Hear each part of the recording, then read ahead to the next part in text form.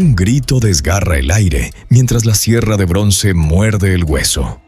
No hay anestesia, no hay alivio, solo sangre y un dolor inimaginable sobre una fría mesa de mármol. Pero esto no es una cámara de torturas, es un hospital militar en la antigua Roma.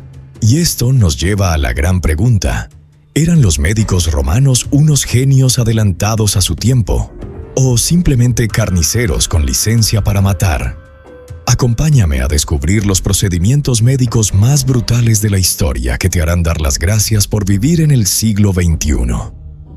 Bienvenidos a un viaje al corazón de la medicina romana, un mundo que era una auténtica locura de contradicciones. Por un lado, tenemos a genios como Celso y Galeno, médicos cuyos textos fueron la Biblia de la medicina occidental durante 1500 años. Desarrollaron cirugías increíblemente complejas y fueron pioneros en hablar de higiene y dieta, ideas totalmente revolucionarias.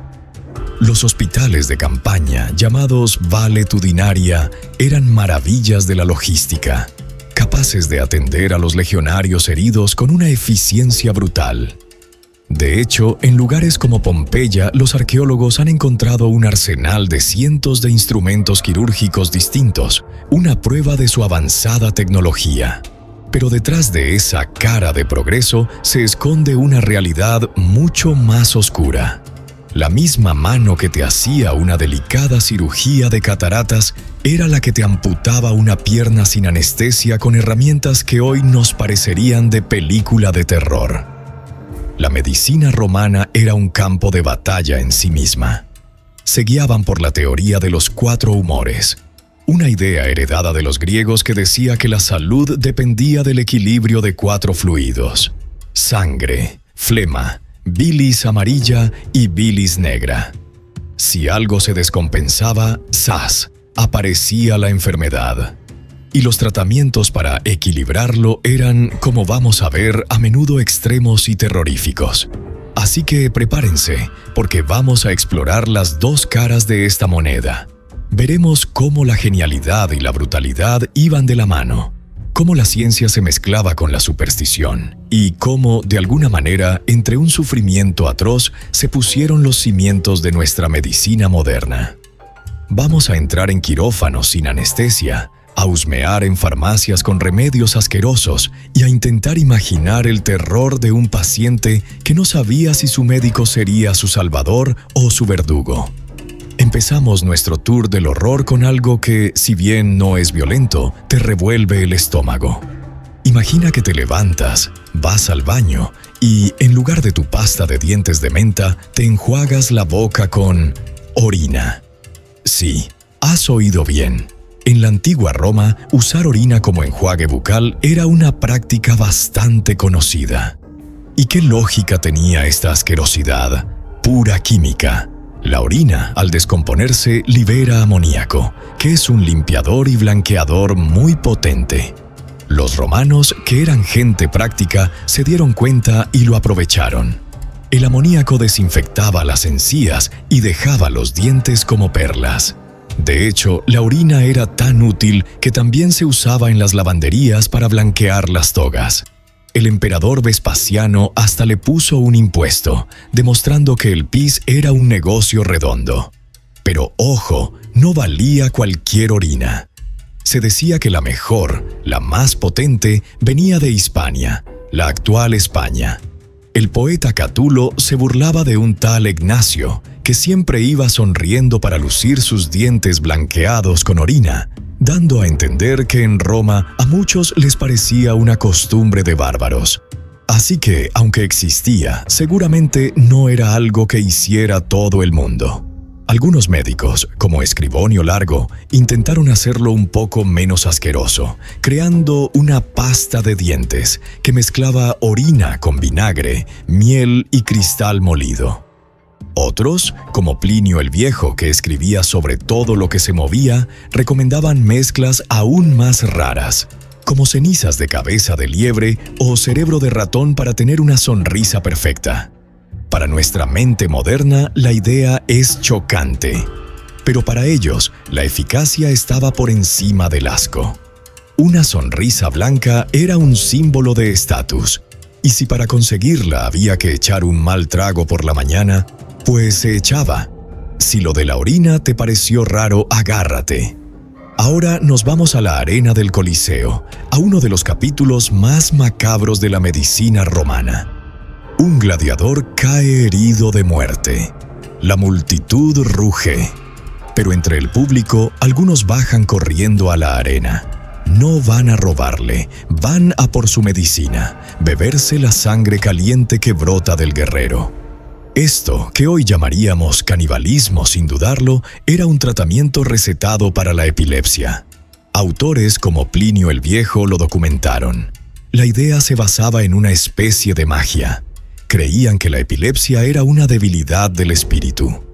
¿Y qué espíritu más fuerte y lleno de vida que el de un gladiador? Un tipo que se jugaba el pellejo a diario. Al beber su sangre pensaban que podían absorber esa fuerza vital y evitar las convulsiones. La desesperación de los enfermos era el motor de este mercado siniestro. En una época sin idea de neurología, donde las convulsiones parecían cosa de demonios, cualquier esperanza era buena. La médica Lydia Kang señala que como los ataques epilépticos son esporádicos, era fácil creer que el remedio funcionaba. Podías beber la sangre y pasarte meses sin un ataque, reforzando la idea de que la cura era efectiva. El negocio estaba sorprendentemente bien montado. Al pie de la arena se recogía la sangre en copas y se vendía a los enfermos. No solo la sangre, a veces también se comían trozos del hígado del gladiador. La demanda era tan alta que, cuando el emperador Constantino prohibió las luchas de gladiadores, la gente empezó a buscar la sangre de los criminales recién ejecutados para seguir con la tradición. Esta práctica nos muestra el abismo que nos separa de ellos. Para los romanos, la sangre no era solo un fluido, era la esencia de la vida. Beberla no era canibalismo, era una especie de transfusión de alma, una apuesta desesperada por curarse en un mundo que no les daba otras opciones. Ahora nos metemos, literalmente, en la cabeza de los romanos para explorar uno de los procedimientos más antiguos y aterradores, la trepanación. Imagínate a un paciente, bien sujeto por varios ayudantes, mientras un cirujano le perfora el cráneo con herramientas de carpintero. Sin anestesia, sin antibióticos, solo la esperanza de que un agujero en la cabeza pudiera liberar el mal que lo atormentaba. La trepanación es viejísima. Hay cráneos con agujeros del Neolítico. Los romanos la perfeccionaron y la usaban para varias cosas. Médicos como Celso y Galeno la describieron. Su uso principal era para golpes en la cabeza, como los de las batallas, y tenía su lógica. Si un golpe te hundía un trozo de hueso, hacer un agujero permitía levantarlo y aliviar la presión en el cerebro. Esta es, de hecho, la base de la craneotomía moderna. Pero también la usaban para la epilepsia, las migrañas o las enfermedades mentales, creyendo que eran causadas por malos humores o vapores atrapados en el cráneo. El agujero era una válvula de escape para liberar esas fuerzas malignas. Las herramientas eran básicas pero funcionales. Usaban un trépano, que era como un taladro manual. El cirujano tenía que ser increíblemente preciso para perforar el hueso sin tocar el cerebro. 1 milímetro de más y adiós paciente. Galeno, que era un innovador, llegó a diseñar trépanos con un tope para no pasarse de profundo. El dolor debía de ser algo que no podemos ni imaginar. Aunque usaban opio o alcohol, su efecto era mínimo contra el sonido del taladro en tu propio cráneo. El riesgo de infección era altísimo. Y sin embargo, lo más increíble es que la gente sobrevivía. Se han encontrado muchos cráneos con agujeros de trepanación cicatrizados, lo que demuestra que el paciente vivió meses o años después. Esto nos habla de la habilidad de algunos cirujanos y de la increíble resistencia humana. La trepanación era una apuesta desesperada, un agujero hacia la esperanza en medio de la ignorancia. Ya hemos visto procedimientos específicos, pero ahora toca hablar del elefante en la habitación. La ausencia casi total de anestesia. Esa aterradora realidad convertía cualquier operación en una tortura. Celso describió cómo debía ser el cirujano ideal. Joven, con una mano firme que nunca tiemble, hábil con ambas manos, de vista aguda y valiente. Y añadía lo más escalofriante: debe ser tan compasivo como para querer curar, pero tan impasible ante los gritos que no se apresure más de lo debido ni corte menos de lo necesario. En otras palabras, tenía que ser un témpano de hielo para poder operar. No es que no tuvieran sedantes. Conocían el opio, la mandrágora y el beleño. También emborrachaban al paciente con vino, pero nada de eso era una anestesia general. Como mucho te dejaban medio atontado, pero el dolor de un bisturí cortando la carne o una sierra partiendo el hueso lo sentías perfectamente. El paciente estaba consciente durante todo el proceso. Pensemos en una amputación, algo común en la guerra para tratar la gangrena. El cirujano ponía un torniquete, cortaba piel y músculos hasta el hueso y luego a cerrar. El dolor era tan brutal que muchos morían en la misma mesa por el shock. Otro procedimiento terrible era la litotomía, para sacar piedras de la vejiga. El cirujano metía los dedos por el recto del paciente para localizar la piedra, la empujaba hacia abajo y luego hacía un corte entre el ano y el escroto para sacarla con ganchos. El riesgo de infección o de destrozar algo por dentro era enorme. El famoso general Cayo Mario se operó de varices en una pierna. Aguantó el dolor como un campeón, pero se negó en redondo a que le operaran la otra, diciendo que la cura no merecía tanto dolor. Si un tipo duro como él decía eso, podemos hacernos una idea de la agonía que suponía. La velocidad era la única piedad del cirujano. Un buen médico era un médico rápido. La operación era una carrera contra el dolor y el shock. Esto nos obliga a ver a los médicos romanos no solo como sanadores, sino como hombres forzados a infligir un dolor espantoso con la esperanza de evitar la muerte. Si la cirugía era una tortura, muchas de las medicinas eran un insulto para el olfato. Salgamos del quirófano y entremos en una farmacia romana. Allí, junto a hierbas y minerales, encontraríamos ingredientes que nos darían una arcada. Excrementos de animales. ¿Sufres de gota? Para el dolor de las articulaciones, una receta popular era una cataplasma de mostaza, azafrán, grasa de cabra y el ingrediente estrella, excrementos de cabra. Se creía que esta pasta, aplicada en la zona, tenía propiedades curativas. Y no solo para la gota. ¿Te estabas quedando calvo? No hay problema. Plinio el Viejo documentó varias pomadas para hacer crecer el pelo. Una de las más famosas se hacía con excremento de ratón mezclado con grasa. Otra opción era caca de paloma. Te lo untabas en la calva y a esperar el milagro. La lógica, de nuevo, era una mezcla de magia y la teoría de los humores. Pensaban que sustancias asquerosas y extremas podían reequilibrar el cuerpo. Imagínense el olor y la textura. No solo tenías que aguantar tu enfermedad, sino también la humillación de embadurnarte con heces. Y claro, sin saber nada de bacterias, no se daban cuenta de que se estaban aplicando un cultivo de gérmenes directamente sobre la piel. ¿Por qué hacían estas cosas? Por una mezcla de desesperación, tradición y una visión del mundo totalmente diferente. Si no tienes medicamentos que funcionen, te agarras a lo que sea. Si un remedio, por raro que fuese, se había usado durante generaciones, ¿quién eras tú para cuestionarlo? Plinio, en su Historia Natural, recopiló miles de estas curas sin mucho filtro. Para ellos, todo valía si existía una mínima posibilidad de que funcionara. Un médico es tan bueno como sus herramientas, y las de los cirujanos romanos son una paradoja. Por un lado, son increíblemente sofisticadas y especializadas. Por otro, parecen sacadas de una película de terror. Gracias a la arqueología, sobre todo en Pompeya, conocemos bien este arsenal de bronce y hierro. Empecemos por los bisturís. Los había de todas las formas y tamaños, con hojas de acero afiladas. Pero a su lado encontrábamos ganchos de aspecto siniestro. Unos para separar tejidos y otros afilados para extraer trozos de carne o, en obstetricia, para sacar un feto en partos complicados. Imaginar un gancho metálico tirando de tus amígdalas es para echarse a temblar.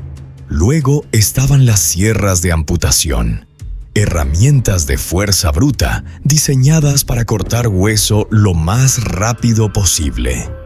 Junto a ellas, los trépanos para el cráneo, que parecían más de ebanista que de médico.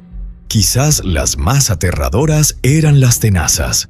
Había forceps para sacar trozos de hueso roto y pinzas para extraer dientes que parecían más bien para sacar clavos de una pared. Uno de los instrumentos más temibles era el espéculo, un aparato de 3 o 4 hojas que se metía cerrado y se abría con un tornillo para examinar cavidades internas. Hecho de bronce frío y rígido, debía ser una experiencia increíblemente dolorosa. Y no nos olvidemos de los hierros de cauterización, varillas de metal que se calentaban al rojo vivo y se aplicaban sobre las heridas para detener hemorragias. El olor a carne quemada, el siseo y el dolor insoportable eran parte del tratamiento. Este conjunto de herramientas nos habla de una cirugía que era, en esencia, una carnicería controlada. No había tiempo para sutilezas cuando el objetivo era salvar una vida a cualquier precio. Las herramientas no estaban pensadas para el confort del paciente, sino para la máxima eficacia en las peores condiciones. Ahora vamos a los dos procedimientos más visuales y violentos, la cauterización y la amputación. Eran el último recurso, el acto desesperado de un cirujano cuando la vida del paciente pendía de un hilo. La cauterización era la respuesta a los dos grandes enemigos del cirujano, la hemorragia y la infección. Como no tenían antibióticos ni entendían bien la coagulación, quemar el tejido era la forma más rápida de sellar los vasos sanguíneos y destruir la carne corrupta. Se calentaba un hierro al rojo vivo y se aplicaba directamente sobre la herida. La escena debía de ser infernal. El humo, el olor a carne quemada, el siseo. El dolor era tan agudo que muchos se desmayaban. Algo que el propio Celso consideraba una misericordia. Aunque paraba el sangrado, dejaba cicatrices y deformidades horribles. Y hoy sabemos que el tejido quemado es un nido perfecto para bacterias como las del tétanos. La amputación era la solución para un brazo o una pierna destrozados por un arma o devorados por la gangrena. Galeno, que aprendió mucho tratando a gladiadores, decía que era mejor perder un miembro que arriesgarse a que la putrefacción se extendiera por todo el cuerpo. El procedimiento era una carrera de velocidad y fuerza. Tras poner un torniquete, el cirujano cortaba hasta el hueso y luego cerraba con todas sus fuerzas mientras los ayudantes sujetaban al paciente que gritaba y se retorcía. Después, a menudo se cauterizaba la herida abierta. La supervivencia dependía de la rapidez del cirujano y de la suerte del paciente para no morir de una infección. Se sabe de legionarios que sobrevivieron a amputaciones y que luego llevaban prótesis rudimentarias de madera o metal. Estos dos procedimientos, fuego y acero, son la cumbre de la brutalidad médica romana. Eran actos de violencia controlada, infligidos con la intención de curar. Una elección infernal para el paciente, morir seguro o someterse a una tortura que quizás le daría una oportunidad de vivir. Los problemas de estómago eran una plaga en el mundo antiguo. La comida en mal estado y el agua contaminada causaban de todo, desde gases hasta disentería. Para combatir estos males invisibles, los médicos romanos recurrían a remedios que hoy nos parecen una mezcla de comedia y veneno. Plinio el Viejo es nuestra mejor fuente para estas locuras. ¿Tenías gases? Pues te recomendaba un caldo de gallo viejo con mucha sal o carne de castor en vinagre. La lógica es un misterio, pero supongo que pensaban que algo fuerte o raro podía expulsar los malos vientos. Para problemas más serios, las recetas eran aún más peligrosas. Para la disentería, Plinio menciona beber el caldo de una gallina cocida en agua de mar o una mezcla de betún, una especie de alquitrán y vinagre. Imagínense curar un estómago irritado bebiendo asfalto. Las mezclas no tenían ni pies ni cabeza. Para un dolor de estómago cualquiera te podían recetar albahaca, aceite de rosas y vinagre. La idea era mezclar ingredientes calientes, fríos, secos y húmedos para reequilibrar los famosos humores. Pero sin dosis estándar ni idea de química, cada pócima era un experimento. Lo que debía curar fácilmente podía envenenar. Estos remedios nos muestran que luchaban a ciegas contra las enfermedades internas. A diferencia de una herida que se ve, el estómago era una caja negra. Solo podían teorizar y lanzar todo tipo de sustancias a ver qué pasaba. La norma parecía ser: si es raro o asqueroso, seguro que tiene poder medicinal. Ya hemos visto cirugías brutales y pócimas asquerosas. Pero para entender del todo la medicina romana hay que entrar en su lado más extraño, donde la medicina se mezcla con la magia pura y dura. Volvamos a la epilepsia. Además de la sangre de gladiador, había otras terapias. Una, documentada por Plinio con bastante asombro, consistía en que el enfermo, no hay forma fácil de decir esto, oliera las partes íntimas de una mujer que acababa de dar a luz a un varón. El porqué de este ritual surrealista es un misterio, pero seguramente tenía que ver con el poder simbólico de la vida nueva contra la pequeña muerte de una convulsión. La gota también tenía sus curas mágicas. Se creía que el dolor se aliviaba si te tocaba una mujer con la menstruación. La idea era que el flujo menstrual podía purgar o extraer el mal humor que causaba la enfermedad. El cuerpo femenino, con sus ciclos y su capacidad de crear vida, era visto como una fuente de poder mágico. Y estas prácticas no eran solo cosa del pueblo. A menudo, los médicos más serios las mezclaban con sus tratamientos. Te recetaban una dieta y una sangría, pero también te sugerían llevar un amuleto con un diente de lobo para espantar a los malos espíritus. Incluso el diagnóstico podía ser supersticioso. Un estornudo en mal momento era un mal presagio para una operación. La medicina estaba totalmente ligada a la religión. Había que contentar a los dioses y evitar los malos augurios para que cualquier tratamiento funcionara. Para ellos, la enfermedad no era solo un fallo del cuerpo, era una crisis espiritual. Y llegamos al final con el tratamiento que, más que ningún otro, define la medicina antigua y su error más letal: la sangría. A diferencia de otras curas raras, la sangría era el cura todo. Dolor de cabeza, fiebre, tristeza, infección. Daba igual. La solución era siempre la misma: sacar sangre. La lógica venía directa de la teoría de los 4 humores. La sangre era el humor principal, y se creía que tener demasiada sangre o sangre mala era la causa de casi todas las enfermedades. Así que la solución parecía obvia: quitar el exceso para restaurar el equilibrio. Galeno fue un defensor a ultranza de la sangría y escribió muchísimo sobre cuánta sangre sacar para cada dolencia. El procedimiento se hacía con una lanceta, un cuchillo afilado para pinchar una vena, casi siempre en el brazo. La sangre se recogía en un cuenco para medir la cantidad. Podían sacar desde un poquito hasta más de 1 litro, una cantidad peligrosísima. El médico decidía cuándo parar mirando el color de la sangre, o, lo que es más alarmante, cuando el paciente se desmayaba. Desmayarse se veía como una buena señal. El exceso de humor había sido purgado. La práctica era tan común que no solo se usaba para curar, sino para prevenir. La gente sana se hacía sangrías para limpiarse por dentro, como una especie de detox antiguo, pero que te podía costar la vida. El peligro era gigantesco. Perder tanta sangre podía llevar al shock y a la muerte. Pacientes ya débiles por una enfermedad eran rematados por la propia cura. Y claro, siempre estaba el riesgo de infección. Irónicamente, miles de personas a lo largo de los siglos murieron no por su enfermedad, sino por el tratamiento. La sangría es el ejemplo más trágico de cómo una teoría médica incorrecta, pero aceptada por todos, puede ser letal. Después de este viaje de pesadilla, es fácil pensar en los romanos como simples salvajes. Pero sería un error, porque enterrada bajo toda esa brutalidad está la semilla de la medicina moderna. A pesar del dolor, el asco y los errores, sentaron las bases sobre las que todavía construimos hoy.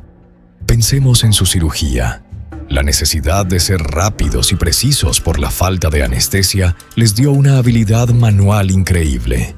Sus herramientas, aunque brutales, eran especializadas y funcionales. La idea de Celso de atar los vasos sanguíneos para parar una hemorragia es un pilar de la cirugía actual. Sus técnicas para tratar fracturas o sus injertos de piel fueron avances gigantescos. Los propios hospitales militares, los valetudinaria, fueron el prototipo del hospital moderno. La próxima vez que entres en un hospital moderno, con su limpieza, su anestesia y sus cirugías de precisión, acuérdate por un segundo de aquel legionario gritando en una mesa en Pompeya: «Nuestra medicina no apareció por arte de magia. Se pagó con el dolor y el sacrificio de incontables generaciones que se enfrentaron a la enfermedad con las únicas y terribles armas que tenían». ¿Qué te ha parecido este viaje a la medicina romana? ¿Cuál de estos tratamientos te ha dejado más helado? Cuéntamelo en los comentarios, me muero de ganas de leerte. Y si te ha gustado descubrir el lado más oscuro y fascinante de la historia, no olvides suscribirte y darle a la campanita, que es gratis. Nos vemos en la próxima arena del conocimiento.